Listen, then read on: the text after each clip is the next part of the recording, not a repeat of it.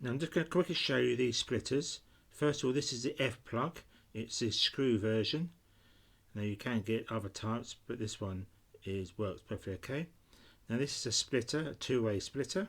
You can fix the plugs on the ends, which are pretty good. And here we've got the inputs and output. Now the red marks, this is as well on the red marks here, that's a 12 volts DC bypass. Again here, 12 volt DC bypass, and here we've got the four-way output. And here is an 8-way, 1 in and 8 out. And the red marks again are the 12 volt DC pass through. This is a simple link to join the cables together if you just want to use one cable, as I'm demonstrating now. So that's it.